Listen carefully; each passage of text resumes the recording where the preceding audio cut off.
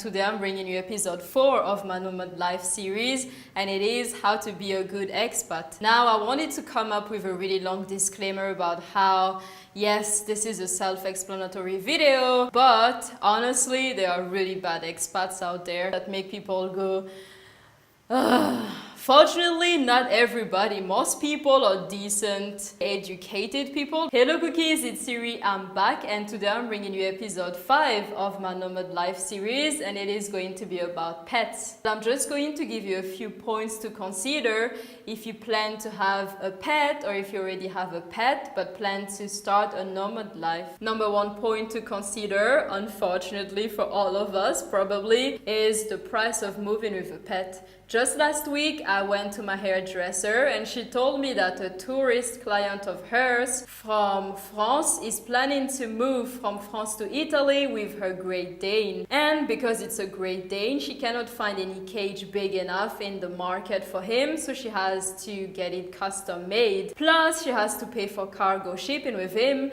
and the total cost of the whole endeavor is 4,000 euros.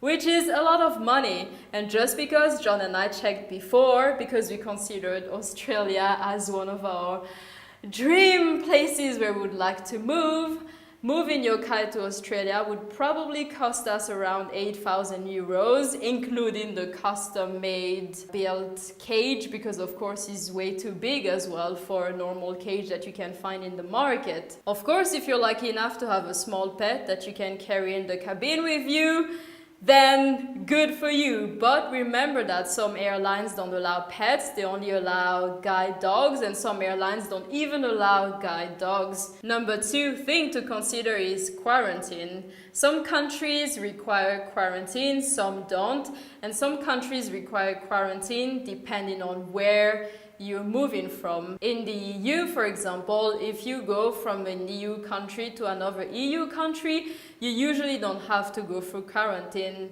As much as I know, at least for Italy, Spain, Malta, Sweden, yes, I think you don't need quarantine. For the other ones, I'm not sure, but it is easier if you come from an EU country to another EU country. But to some countries, you require quarantine. For example, Fiji. How do I know that? Because John and I considered Fiji as well, because it's beautiful, people are nice, the climate is great, and for me it's isolated enough for my taste, because you guys know that I would like to live as far away as possible from the rest of the world. So Fiji sounded like the perfect place.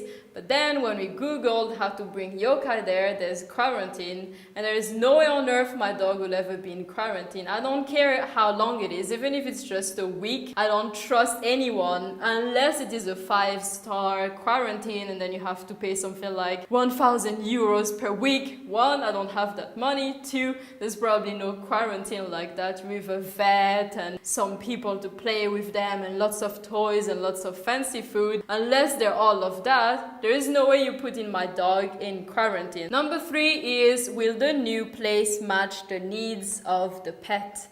Now, let's say you own a polar bear as a pet. Let's be fancy here. I mean, who doesn't want to own a polar bear? And your dream has always been to move to the Sahara Desert or to Las Vegas. How is your polar bear going to survive there? Because it is really hot, and then you have no penguins for him to eat, and you have no water for him to swim unless you have a giant swimming pool that is really cold at all times. So you know what I mean. Of course you don't have a polar bear, and if you do, then I'm super jealous, and please give me a cub because I really want a baby polar bear. I would like to have some specific breeds of dogs, but at the same time I know the countries that I would like to move, so I know that some breeds will never work with where I would like to live, unfortunately, because even though the dog is not going to die, it might be uncomfortable 24/7 for the poor thing to be in that type of climate. It's maybe either too cold or too hot for the dog. 4th thing is, are there good vets that are knowledgeable on that breed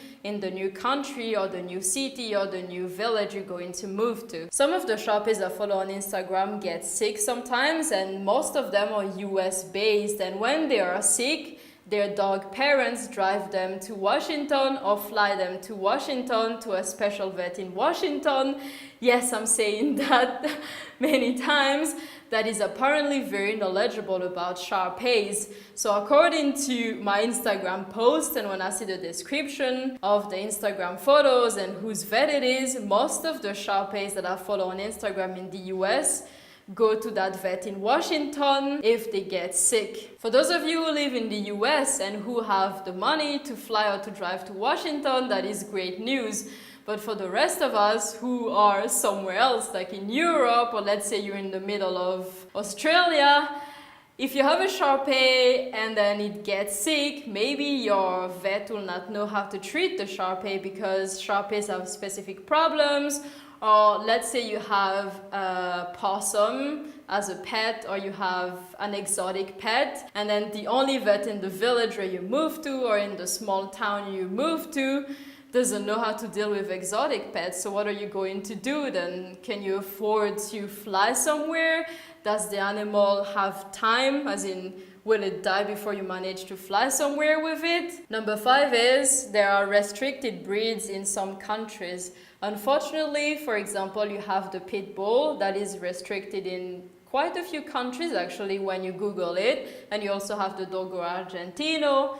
I don't know if you say Argentino or Argentino, but I'll say Dogo Argentino. You all know what I'm talking about. It's this beautiful big white dog with some pointy ears. I haven't heard about cats that are restricted unless you own a tiger. But then again, come on, who would restrict a tiger? I just knocked my light, so it probably made a sound. But some breeds are unfortunately restricted in some countries, so that might limit where you can move. So let's say you plan to move to a country, but you also really want a Dogo Argentino, you might have to choose one of those because you might not be able to get both. And then finally, one thing to consider is the local feelings towards the type of animal that you have. Let's say that you're lucky enough to go to Jupiter and people there really hate pandas. Who hates pandas? I'll never go to Jupiter if they hate pandas. So in this amazing scenario where you move to Jupiter and you bring your panda there,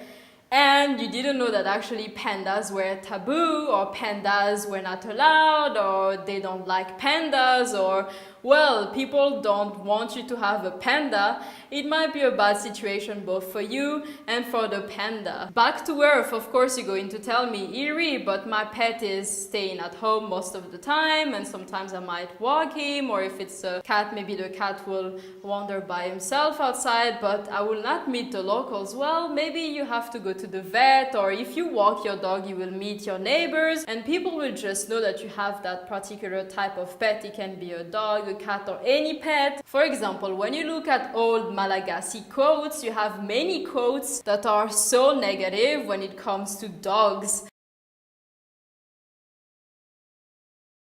I've always wondered when I was reading those literature books in Malagasy or studying Malagasy literature, why were people so mean towards dogs? I don't know actually, but nowadays it's not the case anymore. Malagasy people love their dogs, we have dogs. It's really not like that anymore, so there's no problem at all if you want to move to Madagascar with your dog. I'm sweating so much under my nose, it's crazy.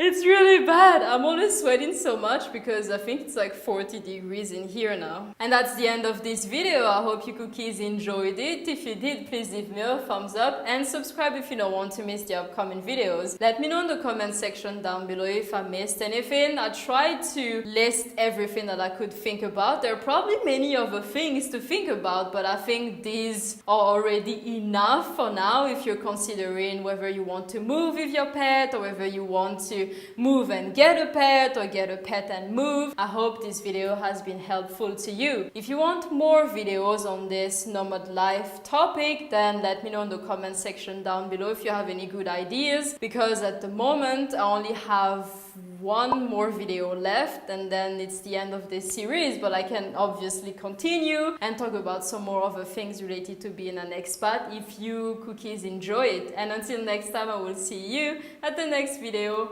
Bye-bye! Today I'm bringing you episode 6 of my Nomad Life series, and it is about the things you have to consider before choosing your next country.